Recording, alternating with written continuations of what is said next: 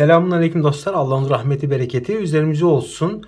Huawei Mate 40 RS Porsche Design Collector Edition, Sharp Aquos R6 ve Lenovo Legion 2 Pro.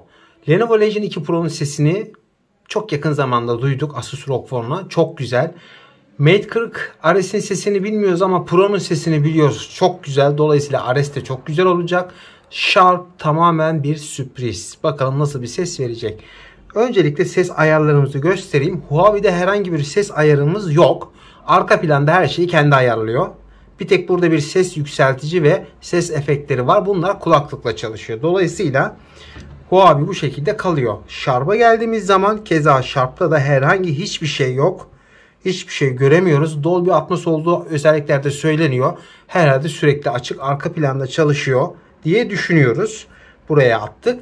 Lenovo Legion 2 Pro'nun ise zaten birçok ses ayarı olduğunu biliyoruz. Şu an müzik ayarında Equalizer'ı ayarlamadık. Sadece burada Power Bass'ları açtım.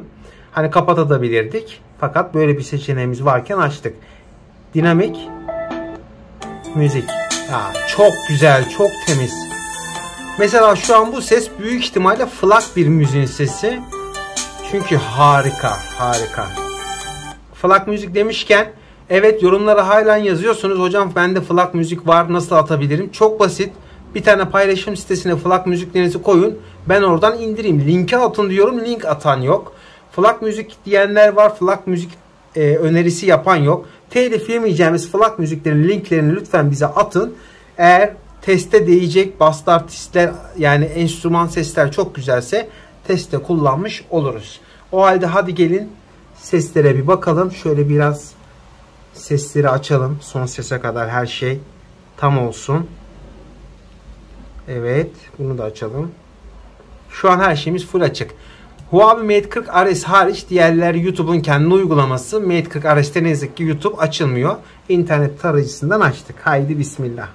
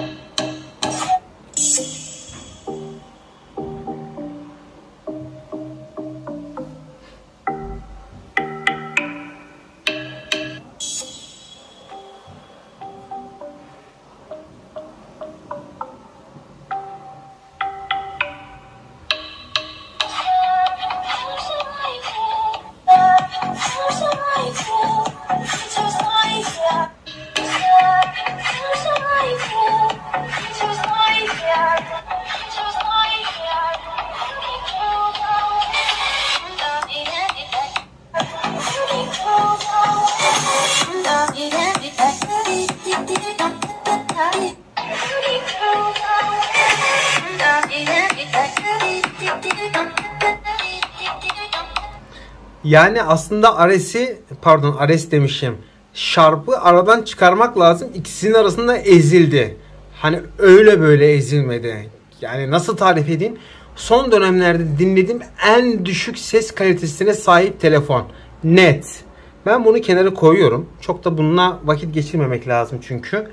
Şu iki telefon arasında gidip geliyorum. Çünkü iki telefonun da ses olayı çok iyi. Gerçekten çok iyi. Şimdi bu ya Sharp için üzüldüm. Yapacak bir şey yok. Hani devam etmeye de gerek yok. Bu iki telefonu biraz kapıştıralım bakalım ne olacak. Yani Mate 40 Pro'nun zaten biliyorduk güzel ses verdiğini.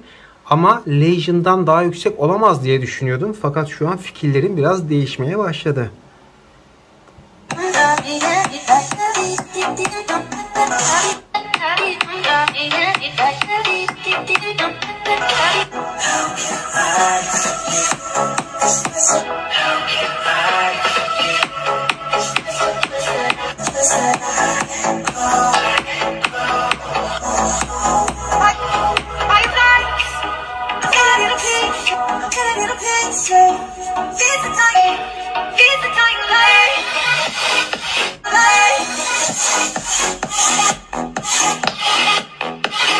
Şimdi şunu söyleyeyim. Tiz konusunda kesinlikle Mate 40 RS, yani hiç tartışmasız.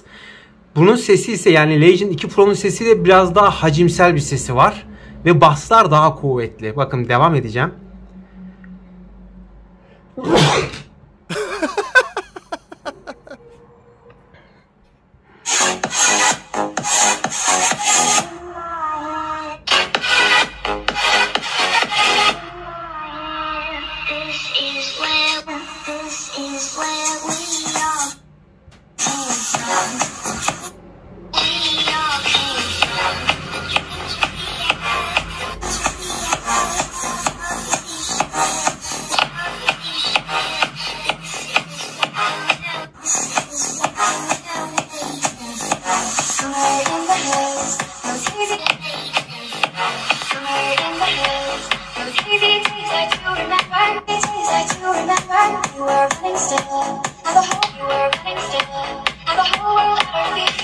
Ya Mate 40 Ares'in sesi Mate 40 Pro'da da böyledi. Öyle bir bas vuruyor ki hani bas vurdukça yankı yapıyor gibi. Ben dikkat etmeye çalıştım. Bas vuruyor ve yankı yapıyor sanki.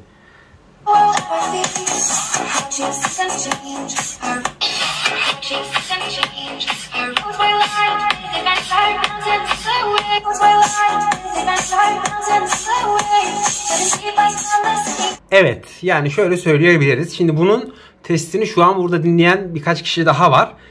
Ares'in sesini daha fazla net duyduklarını söylediler ve bas olarak da Legion 2 Pro'yu beğendiler. Bunu söyleyeyim. Şimdi yakından dinlediğim için ben biraz daha değişik duyuyorum. Hani fazla tiz gibi geliyor. Tabi bu fazla tiz gibi gelme sesi uzaktaki insana daha güzel bir ses olarak gidiyor. Legion 2 Pro'da evet basslar daha kuvvetli. Tizler biraz geride kalmış oluyor.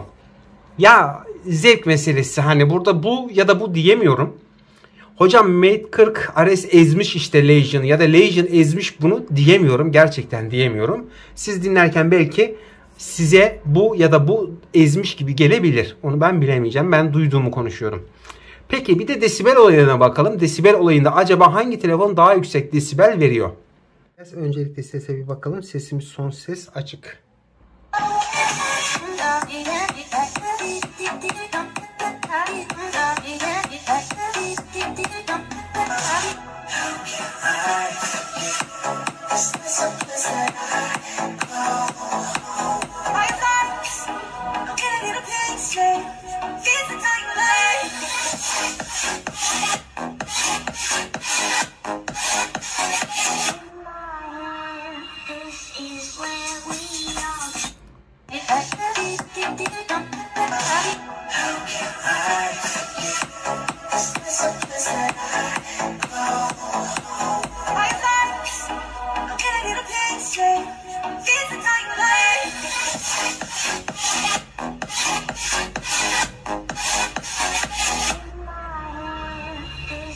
...99.6 ve 100 yani.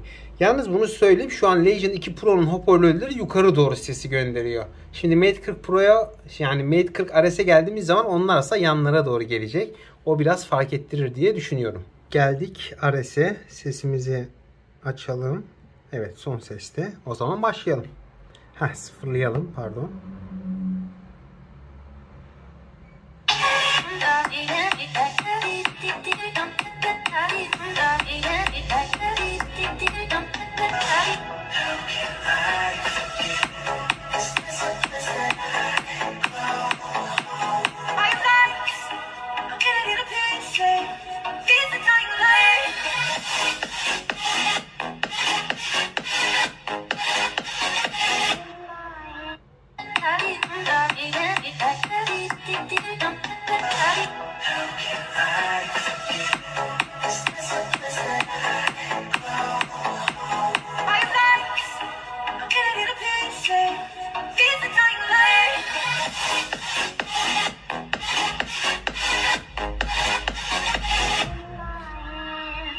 Evet, yani şunu diyebiliriz, 102.5 çıktı. Alt hoparlörde Ares daha yüksek ses veriyor. Üst hoparlörde ise Legion 2 ile aynı sesi veriyor.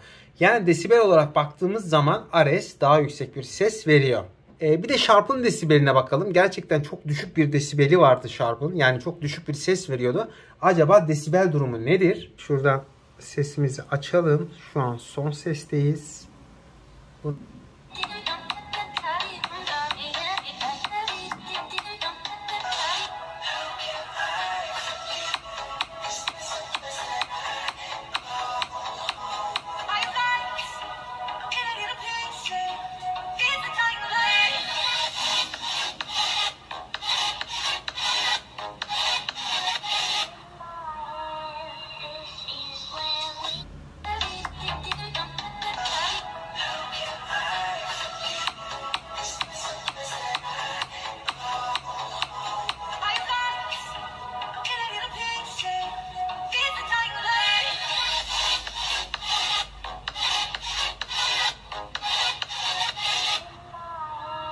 Yani görüyoruz, desibel olarak da Sharp gerçekten çok düşük vaziyette. Zaten bunu bariz bir şekilde duyuyoruz. Ares'imiz ve Legion'ımız şöyle dursunlar. Gerçekten Legion'ın görüntüsü takdire şayan bir görüntüsü var. Hasta oluyorum. Zaten şu anda bu telefonu kullanıyorum. Durum bu. Umarım yardımcı bir içerik olmuştur. Ben sizleri her zamanki gibi Allah'a emanet ediyorum. Hoşça kalın.